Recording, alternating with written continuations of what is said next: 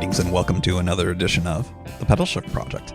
The Pedalshift Project is a series of conversations, thoughts, and experiments around the bike touring lifestyle. From tips and tricks to ideas on how to ride your ride, let's shrink the world by bike. Show notes and more are available at pedalshift.net/285, and you can email the show at pedalshift@pedalshift.net or text me at 202-930-1109, and check Pedalshift out on all the socials as well. Hello, everybody, and welcome to the 285th edition of the Pedalshift Project. My name's Tim Mooney. Thanks so much for joining. On this edition, we wrap it all up. These are the takeaways from the Missing Link Tour and all of the fun things and all of the lessons learned from this particular trip, which was really a fun one. I hope that came across in the tour journals over the last bunch of weeks. I really enjoyed this trip, even though obviously it didn't turn out the way that I had originally thought about it. So I've got, in no particular order, a whole bunch of things to think about, takeaways and lessons learned and all sorts of stuff like that. You know, the typical stuff that we do on this type of episode. Number one, check your bike before you go. I know that probably was not a surprise to many of you. One of the things that really made a difference in this trip was the fact that I didn't do what I tend to preach, which is to give your bike a good once-over. I have become, and I will no longer be like this with the Brompton, a little bit, what's the word I want to use? Complacent. Complacent is the right word about the Brompton. It's just always been perfect. It's always been in great shape. It requires very little maintenance compared to other bikes that I've got. And that, I think, the complacency bit me on this one. The issue with this tour was one of not having a sense of what the rear tire looked like, because it was kind of hidden the way it was set up. The wear pattern was not readily viewable while it was in the bike. And I think that that's something that I just have to be on top of. Those were the original Schwalbe Marathons that this bike came with. I have ridden many miles on that. I really should at some point figure out how many miles that went. I'm not sure if this particular tire lasted as long as it should have. And I think part of it might have been that the wear pattern on it shows something was up. I don't know what it was, but it was not a complete wear pattern all the way around the wheel, all the way around the tire. And as I said, there was something weird about it. I'm wondering if for a long period of time it was rubbing against something, or just something was off with that particular tire, or how the wheel sat, or something. But had I done what I preach, I would have been checking that rear tire, and I probably would have caught it. Maybe. It's not like I'm ignorant as to what my bikes are looking like if I don't do like an actual once-over. But I'm wondering if the check your bike before you go thing here really has a lot to do with maybe taking that rear wheel off, or doing a more than just a cursory inspection. Because I think had I seen that wear pattern, there is no doubt in my mind I would have replaced that tire before I went. I certainly would have done it before I went to Florida. And I said this in the episode where this happened. You know, I'm really fortunate that this happened in California, a few miles away from a town where I had easy train access that basically helped me solve the problem, versus in Florida, where if that had happened on good old Dean Still Road in the middle of nowhere, I would have had to been thumbing a ride basically at that point. Had I gotten to the end of Dean Still Road, I think that there might have been some bus opportunities, or maybe I could have gotten picked up by an Uber or a Lyft. And actually, who knows, maybe I could have gotten picked up by an Uber or Lyft on Dean Still Road. That was closer to civilization than where I was near San Onofre. But in any event, one way or the other, here's my big takeaway. Check your bike before you go. It's just going to help you out. So that's takeaway number one. Takeaway number two, know your options for bailouts. I have said this in one way or another, I think, for years on the program. And that is, you know, even if you're not much of a planner, you know, I'm a bit of a planner. I think it's important for everyone to have a sense of, at any given point in your trip, what happens if things go south? I think that that's much easier in places where there's, transportation options, mass transit, things like that. What happens if you are out of luck, you can't fix your situation, and you don't have those things available? What do you do? At least put some thought into that.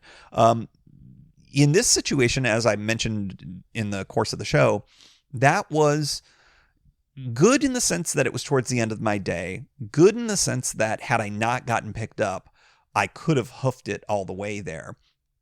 But bad in the sense that I had no opportunity other than hitching a ride or walking. And that's probably your worst case scenario there. I was really fortunate that somebody was willing to give me a ride. That's not always going to be the case. Hitchhiking these days is much harder. And I wasn't exactly putting up my thumb. I was certainly putting it out into the universe that I was in a bad place. So I think that was almost as good as the thumb. But I was really fortunate that I was able to get that ride. So know what your options are for bailouts. If there are going to be parts in your ride where it's literally you're hoofing it, you're pushing it, you're hitching, you're doing something like that. Hopefully there are better options for you, but just kind of know what you would do in any given situation. I think that's an important skill to have when you're bike touring, especially if you're bike touring solo like I do so much. Next one up, the third one, accept the generosity of others. I was reluctant to take the first ride that was offered to me, because at the time I thought I had everything solved. But I did that more so, part of me because it was the ego of, no, I'm going to ride. And part of it was I just was reluctant to accept that generosity. Now, the second time I was offered the ride, I very gleefully took that. But I think it's important for us in the bike touring community. I think it's important when you're a hiker, a long distance hiker, that there are going to be people that will genuinely wants to offer some assistance to you. Sometimes you're going to need it like I did, and sometimes you're not, but it's kind of a nice thing to be able to accept. It's something that'll kind of help out your day, trail magic like we talk about in the hiking context. Accepting the generosity of others actually does feel really good. I like to be the person who's giving the generosity, but in the context where you can receive it, boy, it can really help you out in a pinch. And it does feel good. It kind of reinforces or maybe turns around your point of view on humanity, which from time to time I'm not exactly feeling so hot about. But, in this instance, being able to accept a ride when I really could have used it. And that felt pretty good. So accept the generosity of others when you can, and offer it when you can as well. Pay it forward. I know I tried to do that. All right, let's see. What are we up to? This is where I always end up losing my count here because I don't number these things. Number four. 1, 2, 3, 4. I'm really good at this podcasting thing. Listen to your body. I think this is the continuing series on listen to your body here on this particular podcast. So one of the consequences for all of the activity that I had that was not bicycling, I don't think, although I wonder if bicycling is having some kind of a, not an input to it, but certainly is participating in it, is I have developed, I believe, an undiagnosed, because I've not been to the doctor yet, some plantar fasciitis in my right foot. If you are not familiar with it, it's essentially a weakening of the arch. There's all sorts of muscles and tendons and things like that in your foot, in the arch of the foot. And what ends up happening is, as a result of your muscles weakening and just structural stuff going on, what it feels like is when you aren't on your feet for a while, or when you are on your feet for a while, because it's a great paradox, you'll get a real stabbing kind of needle-like pain in your heel. And what's really interesting is this came out of the blue for me. I think it was in part because of the riding, because for a variety of reasons, I won't go into it. Obviously, I'm not a doctor, but also because of the walking that I did. Quite a bit of walking in arguably not my best shoes. The trail shoes that I had been wearing and wore the entire time I was there, both for cycling and for walking, as it turns out, the arch, the midsole is crushed, which is a really common thing in trail shoes or any kind of athletic shoe.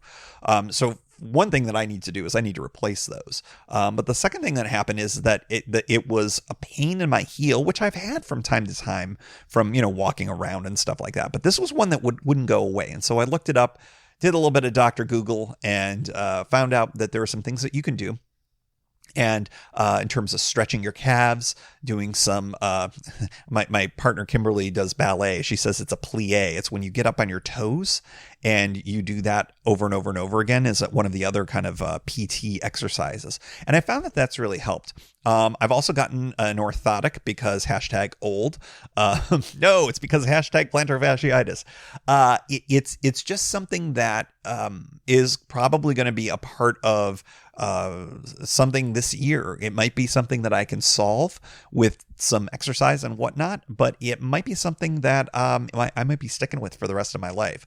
So it's unfortunate, but listen to your body. I very quickly tried to figure out what this was, and turns out it's pretty common. The reason why I think that bicycling might have some kind of an input in it is just the pedaling action. You end up not always, but pointing your feet more than you flex your foot. And the solution to plantar fasciitis generally is you want your foot to be flexed up more so that it's at a 90-degree angle relative to your leg. That is something that helps solve it. That's why doing calf stretches and things like that is helpful. Now, when we're cycling, we end up pointing our toes a little bit more as part of the pedaling stroke. And so I don't know for sure, but it does seem like that it could at least be participating in the formulation of this, for lack of a better way of putting it.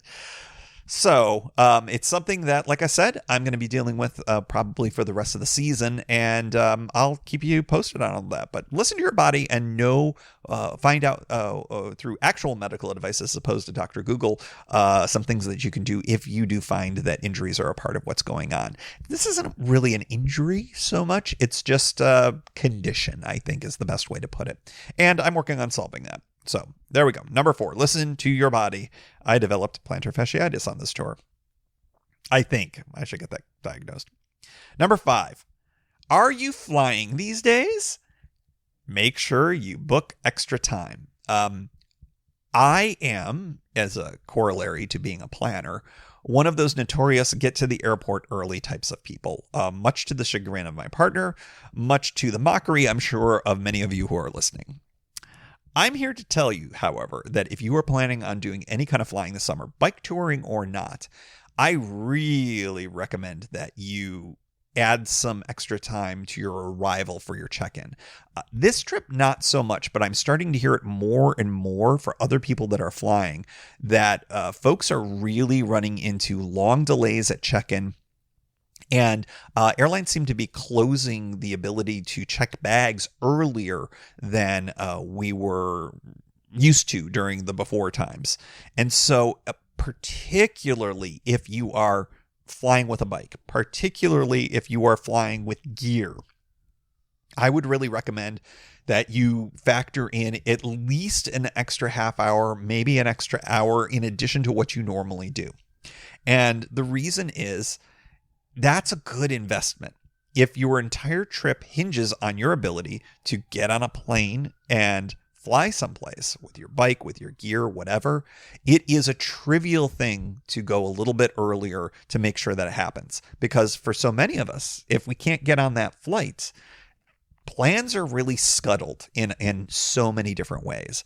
And that seems to be something that is just going to be increasing rather than decreasing over time. So invest in your trip, invest in your tour, just invest a little bit of extra time before you do get on these planes, because it's getting pretty bananas these days. Gone are the times when people are not getting on planes and traveling. Everybody is doing it. And I think that we are seeing still some staffing situations that are across the entire airline industry. And then you get into equipment delays. We're starting to get into summer season where you start getting weather thunderstorms and delays that way. It is truly, truly something that you want to be prepared for, and a little extra time, invest in your trip, invest that extra time before going to the airport and after, and just factor it all in. All right, next one up. corollary, or another thing having to do with airports and flying. Riding in and out of airports is much easier these days. And maybe it's just because I'm more open to it. Maybe I'm just kind of saying, rather than saying, oh no, there's no way I can ride in and out of LAX. Oh, no way, I can ride in and out from Tampa or anything like that. Historically, airports are not designed for cycling, but that's changing an awful lot. Now, there are some airports that are much better than others. As we discovered, San Diego was tremendous. Portland, tremendous. There are a lot of different airports where a trail literally begins or ends at the airport. And it is built for that. And what we're starting to see, I think, more now is that bicycling, not as much maybe for travelers, is being catered to, although it certainly is a part of it in some of the airports that I've been to. But for the folks that work there, I think that as bicycling becomes a more and more important part of local transportation, I think that there are airports that are catering, with many notable exceptions, of course. I'm looking at you, Denver, where your airport is literally in the middle of nowhere. But when they're close enough for it to be a bikeable thing for folks that work at the airport. And so there's infrastructure, and there are places where you can lock up. And so as a result, if you've got the ability to transport your bike on a plane, either with a Brompton like I've got, or if you use, you box your bike up and you're handy enough to reassemble your bike, or if you can put it into that dog's body bag like I've got, there's a lot of different opportunities for you to be able to fly with a bike. Airlines are starting to make it so that flying with a bike is cheaper. You don't necessarily need to invest in a Brompton and get in the overhead. There are opportunities for you with a lot of different airlines. I'm looking at you, Alaska Airlines. You're just the best for all of that. And I know that there are a few others that are similarly inexpensive, where it's essentially just the cost of your luggage. So that's pretty fantastic. So if flying to your destination is a possibility for you on your tour, I would recommend at least considering, if it fits your overall tour, to ride either to your airport when you fly out or ride out of the airport when you get there. It's just one less thing to think about in so many ways. I am thinking back to the trip where I ended up last year. The last trip of the season, when I did the Oregon coast, and I flew from Medford to Seattle. And I really regret what I did. I sat there and I waited and waited and waited and waited with my bike in a bag, waiting for the hotel shuttle. And my bike ended up at the bottom of about 18,000 pounds of luggage. It ended up doing just fine, but I would have been way better off pulling my bike out of my bag and riding to the hotel. It was not very far away. And I don't know if it was a particularly great route, but I know I would have gotten to the airport to the hotel a lot quicker that way. And it was just one of those things. It was like, oh no, there's a shuttle. I'll take the shuttle. And sometimes you may be better off biking. So I'm just here to say, riding in and out of airports, much easier these days. Consider it as part of your tour. Coming up next on my takeaways here, call an audible sometimes. That ride from LA near downtown LA to the beaches was fun as heck, and it was not part of the original plan. Now, granted, I wanted to be riding through those beach towns as part of this tour, and those plans got scuttled because of the tire situation, the flat, all the things that you heard about. But when I was left with a full day of riding, and I knew where I was going to be able to start, it was just kind of like, okay, well, where do I want to go? What I'm in Los Angeles. I need to get to an airport hotel at some point, but do I just want to go straight there? I could have done that. That wouldn't have been unreasonable to do, but I had a full day ahead of me, and there were so many great places to go out and explore. And I knew I wanted to go to some places that I'd been to before, but it was also nice to be able to see a part of Los Angeles that I'd never seen before. And I really enjoyed that. And it was really cool that once I realized outside of the shop there that Venice Boulevard was literally a block away. And then it's sort of like, well, geez, where do you think Venice Boulevard ends up going to? Well, of course, Venice. And that was just really a fun little bit of happenstance and discovery. And then it was just like, all right, let's go. And to be able to go through parts of town that I'd never been to, and to just explore that way, and just to roll up, and as you get to the end of Venice Boulevard and you see the sand at the end of it there, and you see the beach, and it's just like, okay, that was a really fun addition to the tour. And it turned what really in a sense was kind of a bit of a bummer, right? Plans are scuttled. The missing link I never really ended up completing. But you know what? I was able to get to enjoy riding in a city that I've previously enjoyed, but just in a different way. And so call that audible sometimes. You're going to be rewarded for that. And yes, Planning Guy says call an audible. Do it. Let's go. All right. The last two are about the tires, because obviously that rear tire was a defining characteristic of this tour. So let's start off by talking about Schwalbe Marathons in both of these. But the first one is Schwalbe Marathons. I am still a big fan of. They are bulletproof, but they are bulletproof when they are new. You've got to be aware of any of the Schwalbe tires that when they start off, they are going to be the best tire ever. But if you ride on them as much as I do, and as much as you will, they do wear down. They are consumable, just like your brake pads. If you're rocking the rim brakes, actually you have brake pads, I guess, on your disc brakes as well. Because they're consumable, they do wear down. As tires wear down, they get thinner. As they get thinner, they're more susceptible to thorns, and that's what happened with me. The thorn ended up going into the part of the tire that was worn down, and that makes all the sense in the world. Typically speaking, when I have ever seen a thorn in my Schwalbe Marathon tires, they're stuck in there, but they never get deep enough to be able to puncture the tube. Here, the tires were worn down, and so at that point, instead of being Superman, the tires were Clark Kent in Superman 2 after he gives up his powers. You know what I mean? If you've seen the movie, he gets his butt kicked. And that's basically what happened here. They are highly mortal after riding them for a while. And that makes sense. That is not their fault. That is, the wear is part of the enjoyment of using those tires all the way through. But it's important to keep your eye on them, because just like any tire that wears down, it's more susceptible to flats. Other lesser tires that are out there, they may take a thorn and puncture your tube brand new. But certainly worn down tires are more susceptible to that. For those of you tubeless folks, this was a pretty good advertisement for rolling tubeless, because I don't believe that the thorn would have created a puncture. Do you even have punctures if you run tubeless? So that's interesting. Now I'm actually ignorant to this. I don't know if there is such a thing as a tubeless setup for a Brompton. If you actually know the answer to that, I would be very curious. I have said on the show that I have not yet been convinced that tubeless is right for me, but the more I think about it, it might be something to experiment with at some point in some way, shape, or form. So you tubeless folks, you got me on this one.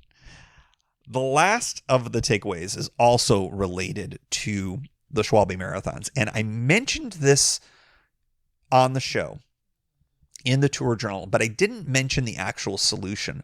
One of the very difficult things about dealing with Schwalbe Marathons is, especially on the 16-inch wheels that the Bromptons have, is they are a bear to get back on, to get them reseated onto the wheel. And I struggled with it for a long time when I was trying to get it reseated there right in San Onofre there.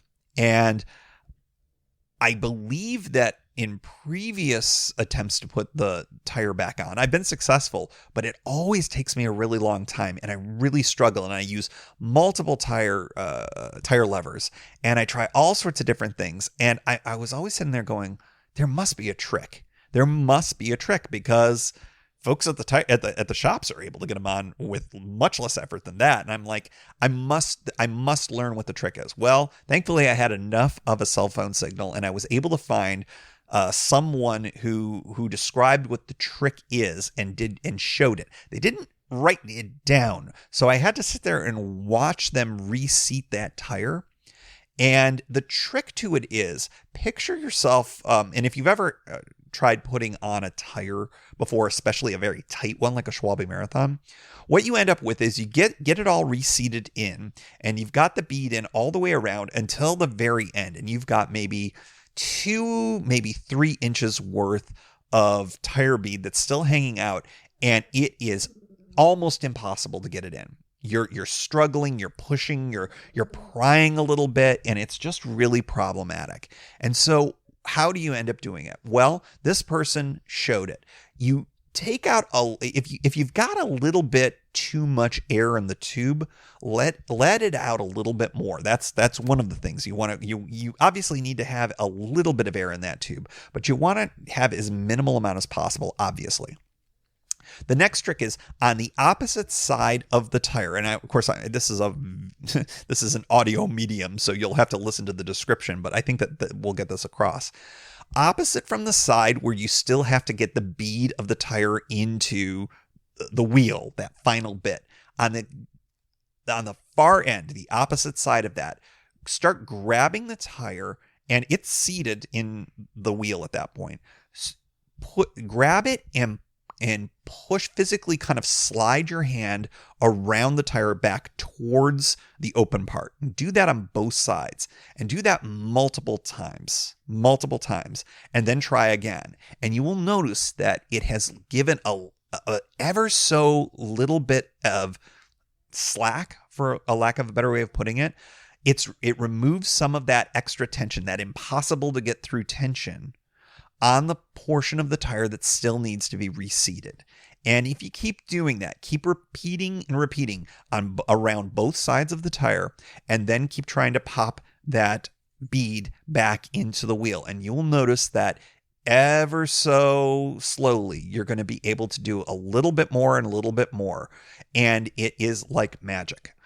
I have struggled getting those tires reseated into the rim on countless occasions, and I don't know how I did it before this trick, quite frankly. I think it was just I ended up muscling it. I know on a few occasions I ended up maybe doing a little bit of damage to the bead. Not enough that it was a problem, but that was not the right way to go about doing it.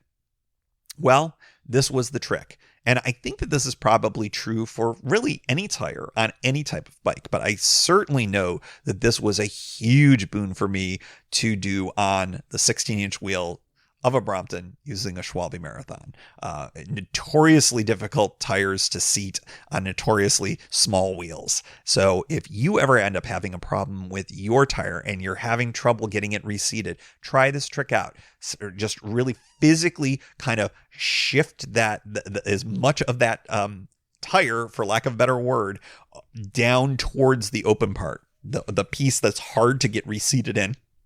And you will probably find, like I did, that eventually it gives you just that little bit of extra maneuverability to get that tire seated in. It was, I have to tell you, after all the frustration that I had, which I did off mic for, did not put you through, it was just so great to be able to pop that tire in. And then from then on, now I feel much more confident if I do have problems with the tires from now on, because now I know, okay, I have taken that rear wheel off multiple times. I don't think I have to look that video up on how to do it. I got it pretty much firmly in my brain. And now also I'm not as afraid about taking that tire off, because I'm not afraid of having too hard of a time popping it back in, because I was able to learn these things. I just want to say, if you ever are stuck on anything in life, bike touring, non-bike touring, and you're sitting there looking at something going, I don't know how to do this, may I recommend going to YouTube. YouTube has really saved my butt on a variety of tasks all throughout my life, but certainly in the bike touring context. It saved me in two different ways on this tour. One, a reminder how to take that rear wheel off, because it's unique for a Brompton. There's chains and twisty things and all sorts of stuff. It's not like a traditional touring bike. And then, of course, this last piece here, how to get that particular tire onto that wheel, that one little trick that you need. So YouTube saves the day. And that's it. that is the wrap up for the missing link. One last bit of takeaway. I think I mentioned it before. Yeah, I'm going to go back. There's no question in my mind I'd like to go back. I'm hoping that I get to do it this year. I may do it as late as December. This might be kind of the last tour of the year kind of a thing, a kind of late fall, early winter kind of a thing, because the weather would still be potentially okay in Southern California at that time of year. So I'm gonna put it on the shelf and take a look at it later. I do think that what I might do is fly in and out of LAX. That certainly is something that I could do. So maybe I'll do a southbound ride and then loop around and do a northbound ride, or maybe I just do southbound, get all the way past San Onofre, go to the gates of the Marine base, and then say, okay, I have ridden it all, and then turn around and grab the train back or do something like that. I don't know. We'll figure it all out. And of course, I'll end up sharing that with you, because we now have the missing link tour to put into the hopper for sometime in the future.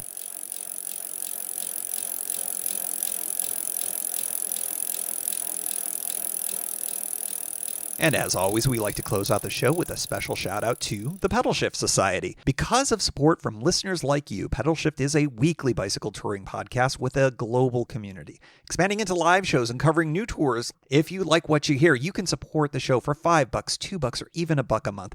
And there's one shot and annual options if you're not into the small monthly thing. Check it all out at pedalshift.net/society. On to the society. Kimberly Wilson, Caleb Jenkinson, Cameron Lean, Andrew McGregor, Michael Hart, Keith Nagel, Brock Dittus, Thomas Skadow, Marco Lowe, Terrence Manson, Harry Telgadis, Chris Barron, Mark Van Ram, Brad Hipwell, Mr. T, Nathan Poulton, Stephen Dickerson, Vince LaGreco, Cody Florchinger, Tom Beninati, Greg Braithwaite, Sandy Pizzio, Jeff Muster, Seth Pollock, Joseph Quinn, Drew Porter, Byron Patterson, Joachim Robber, Ray Jackson, Jeff Fry, Kenny Mikey, Lisa Hart, John Denkler, Steve Henkel, Miguel Quinones, Alejandro Aviles Reyes, Keith Spangler, Greg Towner, Jody Zeranin, Lucas Barwick, Michael Baker, Brian Bechtal, Reinhard Bigel, Greg Middlemas, Connie Moore, William Gothman, Brian Benton, Joan Churchill, Mike Bender, Rick Weinberg, Billy Crafton, Gary Matushak, Greg Latoile Lopez, James Sloan,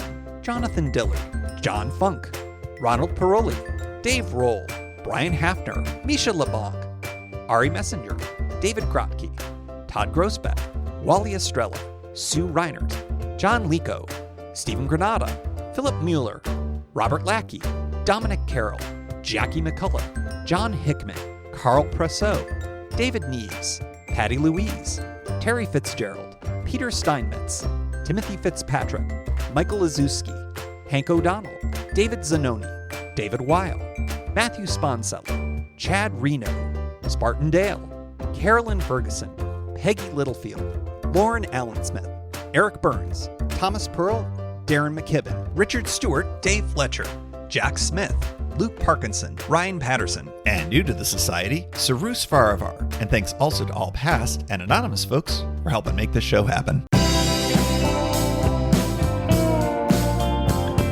Thank you for joining. You can find Pedalshift at pedalshift.net for more great bicycle touring content. You can hear the Pedalshift project through Apple Podcasts or your favorite podcast app. Opening music courtesy of Jason Kent off his self-titled album. The track is called America. Check out his band Sunfield's latest release, Mono Mono, wherever cool music is available.